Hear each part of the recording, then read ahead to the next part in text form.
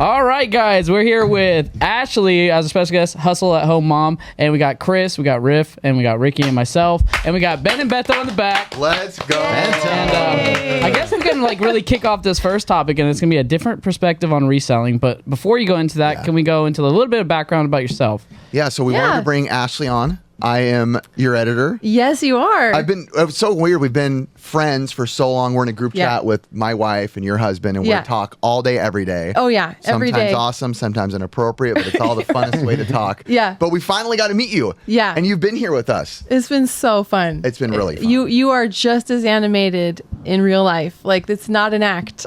Well, he is this energetic and fun, and it's been just such a treat to be here. Okay, really. Well, you, Hustle at Home Mom on YouTube. Yes. Doing great. Tell everyone who doesn't know, what is your channel? What do you do? Kind of like how you got to where you are. Just kind of give us the backstory of Ashley, and we're going to sit here and listen. Oh, gosh. Okay. Well, I started reselling in like 2016. I just barely started. Like, I listened to a podcast and was like, I just want to go do it and try this. So it was about Amazon though. So I did some Amazon flipping from Walmart for a little bit, and then I started to flip stuff from garage sales and yard sales, and then I started an Instagram account in 2017, like January of 2017. I was like, well, let's just share some of my finds. If you don't mind me butting in, what was your forte of what were you selling mostly? I was selling mostly video games, actually, and books. Whoa. I know. Yeah, I know. Whoa. I didn't know that, did you? Really? I've sold about $70,000 worth of video games in my career. I have, indeed. Wow. You're one of us. Phoenix Resale just blushed somewhere. One of the original waxers, dude. Yes. Okay, sorry, I had to hear that, but keep going. Yeah, no, I would do lots of textbooks. In fact, textbooks and video games were my big categories. And one of my big ones, like early 2017, was I went to like an elementary school closing down, or like a private school closing down, and they had all these textbooks in the back, and I was like, oh, how much? I had only like $200 on me. Wow. And they had tons and tons of textbooks, and you take the Amazon seller app and you scan like what they're worth, and I saw each book was like $100, $80, and they had like 20 of each one. So I had just a Kia Rio, and it was like heavy, like when I drove home, like it was like almost you were a low rider all of a sudden. Yeah.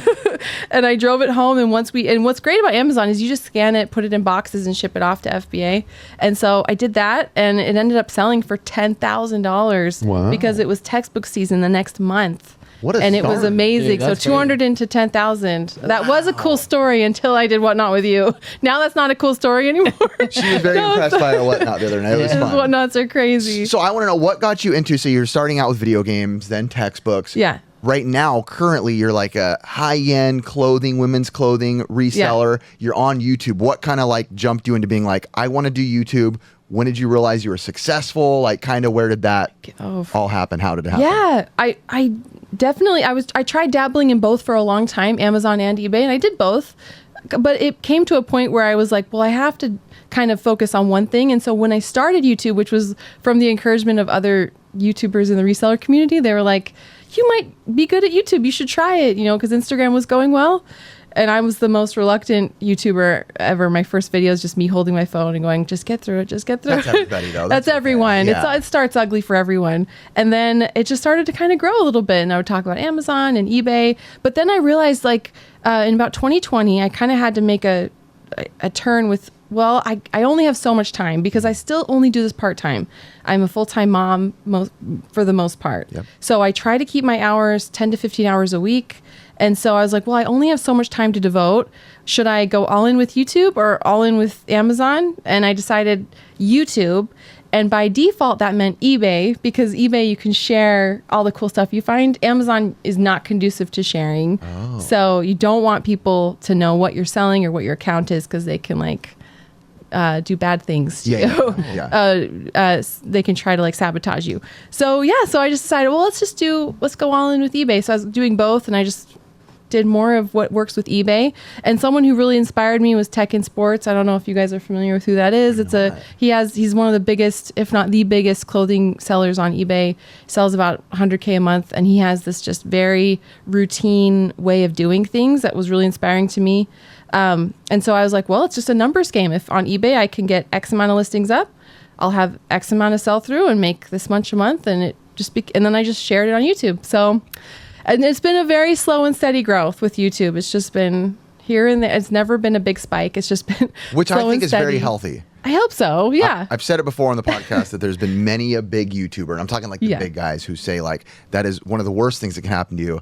Mm-hmm. Not always, but can be virality, going viral. Yeah, So a long yeah. times that slow, steady growth is community driven, really core with your audience. Yeah, totally. You're successful with YouTube. It's been good. It's been good to me. Really, since you joined, it's been even better. I can only take myself so far. Having you edit has definitely taken it to the next level. I appreciate that. How did Yeah. that happen? How did you guys connect? She pretty much got a hold of me crying that I need help. She forced her way in when everybody else was asking, and I was like, I am dying. Please edit. Please have So you were video. doing all your editing What? yourself? Oh yeah, I all assume. myself. Why don't you tell yeah. them? So we talked about it, Yeah. but without Chris there, Yeah. how did you find out that who I was? And you're like, oh, I maybe edited and kind of go into Oh, it. totally. I mean, well, when you get to a certain point with YouTube and with me, with my kids, I was like, editing took me, like, once I started really trying with editing and like taking all the courses and learning everything I could, it was taking me 12 hours to edit one video. And I was like, oh, this is, and doing that and then seeing the success from it and then knowing like, I'm going to have to keep this up. It got to be too much. So I started looking for editors and tried a few, and it just wasn't quite working. So initially I just reached out to Riff as like, can you just give me editing advice? And you found me through Caleb? Yeah, correct? Caleb. Phoenix Resell. I knew that Caleb used you, and I liked Caleb's videos long before I even knew Caleb and knew you. I just would text my husband like a link to Caleb's video and be like, I like the way this is edited. Little did I know it was fortuitous. Yeah. But yeah, then it was just really good timing. I was bugging you about how to teach me some things with editing. We got on a Zoom call and chatted, and you were like, I might. I saw the door open, and I shoved my foot in. It started with more of me being like, I'll help you. Yeah. Teach you how to edit. Yeah. And slowly she would pretend to be more and more despair each time. And I was like, oh, can't. whatever. And so I you're a guess busy I'll- guy. Like when somebody reached out Yeah. to you, like you were just inclined to help. You must get that a lot. I would think. do. Yeah, She yeah. was the last of my like availability spots. So since her, basically I have 3 like main people I edit for, and I've dabbled in like adding a person or so here and there. And I'll be honest, I've had to kind of like drop them. It just didn't work. I couldn't do it. I couldn't keep it up. So basically like my main forte is now Rick, Caleb, and you. So it's Yeah. like, Wow. So you made the Yeah, cut. I can't even believe my luck. Yeah, just It's- waxing, bro. yeah. I'm just kidding. And I do try to be like, I know you're busy. Yeah, yeah. I don't have timelines. I'm like, Riff, whenever you can get to it. And even if like, I try to be a very easy You're very easy to client work for with. you so Yeah. that it's not You're too no bad. Caleb. Hopefully none of us are. Just kidding. I love you, Oh! Caleb. Just kidding. That's a YouTube All short. love Caleb. That's a YouTube short. That's a YouTube short for sure. Okay, so I guess like since you starting your YouTube channel, guess what like the evolution of your channel, like how has it changed since you started? Yeah, so I would just start. I was way too shy to like film in public. Oh my god! I remember watching your Way videos, too and shy. I would say something to you off, before I was editing film. You're like, I hate having a GoPro. I hate filming. She Yeah. still does use today. yeah. She did the same thing. It's like, Riff's like, Even you at your they store. care. I was like, Can I yeah, go film? ahead. Yeah. By all Okay. means. It's nice that you ask. of course. Yeah, I mean, I don't want to be that influencer who's like annoying. There's nothing worse than like the door busting open, like selfie mode. I'm like, yeah. Hey, what's up, everybody? It's me, Ashley. I'm here at the store. It's like, oh Yeah. gosh, relax, bro. Doing like a yoga pose at like some Oh yeah, that's what Ricky does with most monument. Yeah. Just for the Instagram clicks. No. So I try to be respectful, but it is like a huge beacon of I'm filming, and it can be a little uncomfortable, but no one's ever said anything. But yeah, the evolution of my channel, I used to just talk about here's what sold, here's what I found, and just show, and I would just talk about it in my office, and that was doing well. I mean, it did fine. I was thrilled to make 11 cents a day on YouTube. Like I told my kids, like, I hit 11 cents. That's awesome. It's a very slow growth. And then eventually a couple bucks. I'm rich. We can go to McDonald's, Teach. We can get an Let's ice cream. go. And then it just starts to pick up, and you're like, wow, this is $1,000 a month. And then now it's beyond my wildest dreams. but yeah, like then I started to realize, like, if I'm going to go all in with YouTube, I need to try, and I got to film and tell a story, because that's what people want to see. So once I started doing that, getting Lost Cargo, unboxing that with TJ, things started. I had one video that did do really well, and so then things started to just take off from there. What was Lost Cargo? So there's an auction house in my city that's like by the airport, where they have like lost luggage, and they take it, parcel it out, and auction it off to the highest bidder. I've always wanted to do that. It's so fun. I mean, it's gone crazy. So I was going to it without filming and without even talking about it, because it was so good. It was like, oh my gosh, I don't want this secret out. But then, which is totally fine. Yeah. 2 huge YouTubers, Hope Scope and Diesel Dave, I don't know if you guys, with millions of subscribers, went there, shared it, and then the secret kind of got out. The cover's blown. So I'm going to film the crap out of this. Yeah. Like, if everyone knows anyway, I'll just film and share and basically like copy their model of how their videos did well and go. And so I did that. So yeah, and TJ, my husband, joined me for unboxing, and people loved him because he's really funny.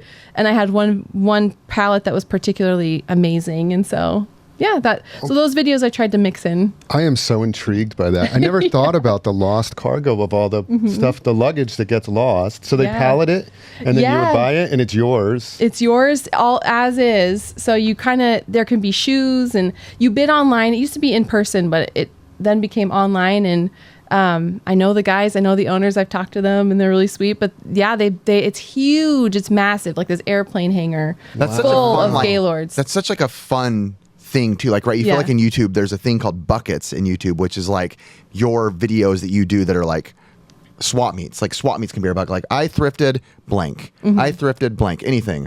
I reviewed every blank. But like Lost Cargo is such a cool one to me. Like buying Lost Cargo from this, from that. Yeah. I think that's such a cool like video idea in general. Lost Cargo. I could see why that has so much virality. Yeah. Yeah, I'm super intrigued by that, because obviously we know all about storage wars and storage units, but that's just such a unique one. So do you still do that? So I think the last one I did was not from that place, but we did a shoe. I bought a big thing of Amazon shoe returns. I guess that doesn't count. It was like 9 months ago. I haven't done that place because the prices went crazy. It went crazy, and people were bidding things way up that shouldn't have been, and I was just losing money. So it was fun. And then the videos themselves, I think people kind of got tired of that exact model, so it was fun, and they still did pretty well. But like, I was like, well, if I'm losing money and they take forever to film, and I'm sure take forever to edit. They did. So those were bit of ones. I remember being on a run talking to you guys. I'm like, just so you know, Ashley, this one's taking me a long time. And just curious, like that first pallet of lost luggage that you bought, like what is a price of lost luggage? Like how much was that one? Okay, yeah. So it's like a full Gaylord, right? So like the big, what is that, 5x5x5? And you take the, I know. we are only 2 years old. Yeah, we are 2 years old. I am sorry, that's that's wide open to make comments. As soon as Riff turned, I looked like a child in class. Like, I mean, I didn't know what it was either, but I just went over that. Can you explain what a Gaylord is besides Curtis? In the liquidation world, that's a well-known term, but it's okay. Got it. I will pause. Go ahead and make fun of it. Be your 2-year-old and then go on. No, it's okay. It's the dumbest name. Why? What is it? So what is it actually? It's like a 5x5x5 giant cardboard box filled with. Got it. Oh, okay. Like they use that with clothes and stuff like that. So gotcha. you go I to didn't know that. I didn't know it was called a Gaylord. Yeah. Me neither. I'm gonna start using that more often now. I'm so sorry you're on our podcast. It's totally fine. It's totally okay. It's a really stupid name for something. So and what's typically in there? Like, what was your question, right? Well, the question was, what was the price? Yeah. So, excuse me. They'll show the top in pictures. So they'll like take pictures of the top of the auction house, and then you have to kind of guess. Okay, I think I see Alexander Wang, or I think I see Nike shoes, and they're usually grouped by clothing, miscellaneous. They've done Peloton bikes. What else have they done? They've done regular bikes, car tires. They do anything you can think of under the sun. It could be anything. So it's sorted though. It's sorted. Yeah. I was picturing like luggage bags, like on a Oh, pallet. no. It's not Yeah. like that. No, it's No, sorted. it's all they open sorted. the stuff up and I thought about something different. Oh, sorry. What's that? That's what I thought. I thought it was like, Sorry, yeah. I'm going to open I up am this such a person's child. luggage. Yeah. I was thinking something totally different. I was like, there's just gonna be a bunch of Gaylords everywhere. Dude, all I kept thinking was our luggage just kept getting lost. I'm like, dude, if ours get lost, that's probably that's- going to buy them all. That's what that question. I thought it was luggage, and you're like, oh, we're going to open up. Oh, this That would is be Mary fun. Jane's luggage bag, and there's Right, all their right. stuff. Nothing but undies. Could you Yeah, imagine? Okay, so it's sorted. All right, so you can see shoes and it's stuff so like that. it's like they sort it all out, and it's just a giant pile of clothes. Like it'll just all be filled to the brim with clothes, and then I wheel it out with a pallet jack, take it to my car, and just load it in Yeah. by handfuls. And then I just kind of look through, and so the one that with the video that did really well, I think it was like it had to be some kind of K-pop star or somebody, because all of these like really trendy design, like Louis Vuitton, and it was only $800. $800. And and it was filled with. I had one jacket in that pallet sold for $1,900. Wow. And it was crazy. So. Yeah, I like even found like a Disney ticket in one of the pockets, and it was like someone's name, and I'm like, so this was sorry.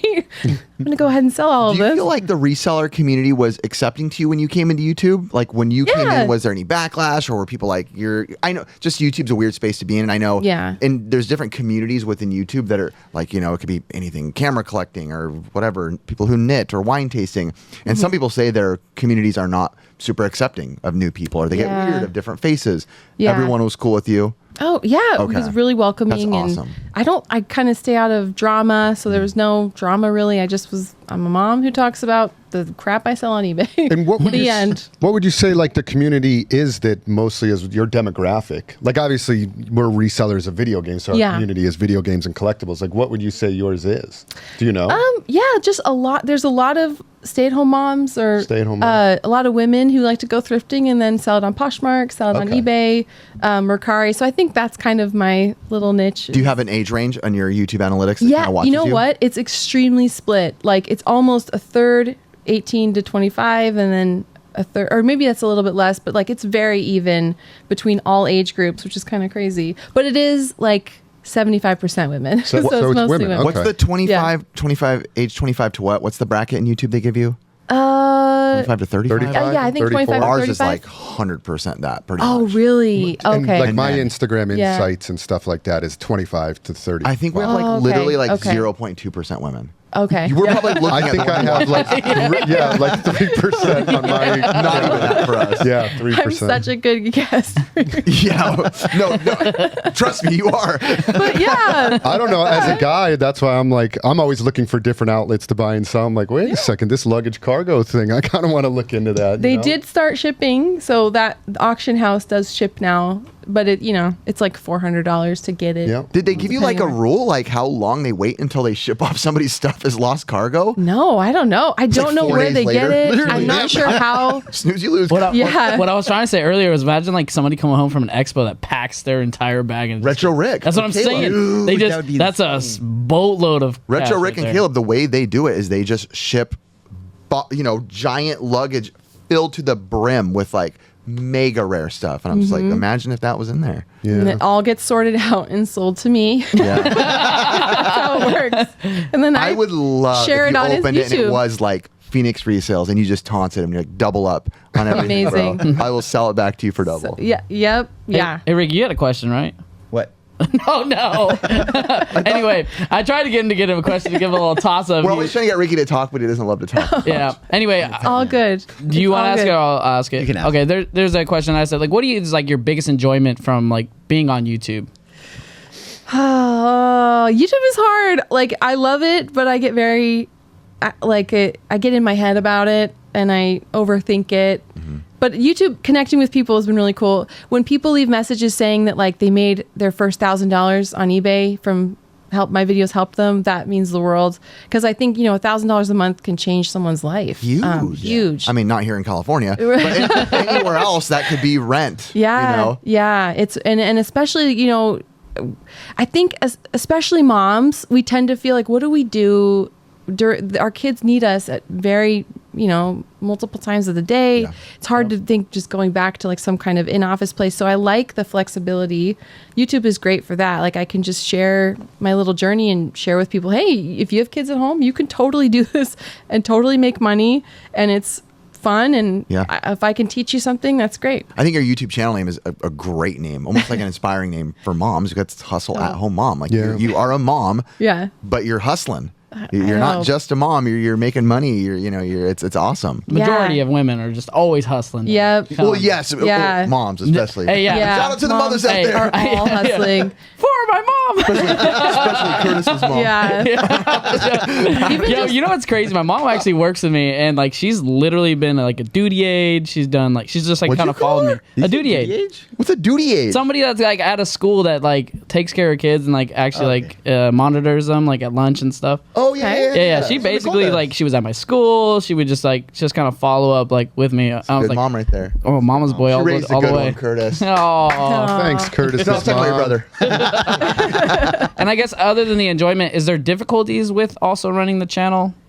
Yeah. Well, What's the biggest difficulty? first, just to say, I never liked the term stay-at-home mom. Well, once I became a mom, because I'm like, I'm not staying anywhere. This is the hardest thing I've ever done. So I like that, like, you guys share that every mom is a hustler. Like, just because I do things doesn't mean I'm working hard or any different than any mom. My wife is technically a stay-at-home mom. She is constantly busy taking care of the kids, doing everything that I know I don't want to do. Like, it takes a village. Oh, it's so hard. You want to be there for them emotionally. You want to get them to their games. You want to like support them, teach them. It's a lot of pressure. So So what's your biggest struggle? Throwing that out there. And what's your biggest struggle in YouTube? Keeping the YouTube channel alive. What's the hardest part to keep you going? I don't know. I want everyone to be happy with my videos. So if I don't have like an idea that I think is good enough, I get in my head about it. Or I don't know, like I should not look at analytics after I put a video out, because it makes me, if it doesn't do as well, I'm like, what did I do wrong? So I'm competitive, and so I want to see my channel grow, and it is growing, but like with that comes, I'm very hard on myself and kind of a perfectionist with like, I didn't do the title right. I didn't do a thumbnail right. My idea wasn't good. And then I kind of get doom and gloom. Like, does this mean my channel is falling off the face of the earth? Is everyone not interested in reselling? I don't have a wide enough net that I'm casting, and so I think that spiral. Yeah. So that's really every YouTuber struggles the minute you see that 9 out of 10. So for those who don't know, when you put out a YouTube video, it'll tell you where it ranks in your last 1 out of 10 videos. Yeah. And every YouTuber, when they see like a 9 out of 10 or 10 out of 10, never talk to them that day. No, they're bad just day. like, I hate my channel. I'm over it. Probably delete it tomorrow. And then you get a text 2 weeks later, number 1 out of 10. Right. This is I'm viral. It's like this, dude. You're emotional. And it like doesn't even matter. Like I've had so many videos 8 out of 10 for like a week, and then they just jump. Like they just have this longevity. You never know. So, and 1 out of 10 videos that just tank. It's so dumb. Oh, I've had so many 1 out of 10s. It starts out hot, and you're like, this is it. This is gonna go nuts. Yeah. And then it hits that mark where you normally hit, and the rest is straight down. Just nothing. Yeah, it doesn't take off. So like I said, you guys are in a niche where it's like residual views will always happen. So just put your content out into the ether and let just people enjoy it. That is the greatest. That's good advice. Advice right there. Really. Just put out what you love to do and let it out into the ether, and if people like it, they like it. Yeah, exactly. One other question. I just wondered, when was the last time you sold a video game? When are you completely out of that? I bought a brand new sealed what was it? Super Smash Bros. For Wii U at a yard sale. It sold for like $30. Oh yeah. How long ago was that? Like a month ago. A month ago. Oh, so I'll you still pick do them it. up. Oh yeah. Okay. Oh, if I see video games, I'll totally grab them. I'll be like, I know that's worth money. And at the bins one time, the Goodwill bins, I saw like a Harry Potter Goblet of Fire GameCube game cartridge, or no, sorry, the case. I opened it up and it was Zelda Twilight Princess. Nice. Oh, that's a good one. Yeah, it was Twilight Princess for the GameCube, which is a great one. So I was like, I knew at that moment, because I had all that experience. Like I had gone back when I was doing video games, I would go on Facebook Marketplace all the time, had all the alerts, and I remember picking up a GameCube plus like 5 of the games like Mario Kart and Zelda, Wind Waker, and Twilight Princess and all the others, and it was like $50 for the bundle, and I sold all of that on Amazon. And so back when I was weighing that, I was totally Nice. picking them. That's what we do here on this show. Nice. I know what he was fishing for. He's like, when's the last time you bought a game? Oh, today at your store. Today, you're so He was looking for promotion. Looking for a drop. We did. And it was my kids. Honestly, my kids love your store. Oh, thank you. If you guys are in the area, Connecticut here. Connecticut, yeah, 2 here. It is so fun. I'm charging Chris for this minute. I'm charging Chris. I'm charging Chris for this minute. Next topic. Next topic. And by the way, go to... No, I'm just SoCal, yes. Yes, go to SoCal. That was awesome.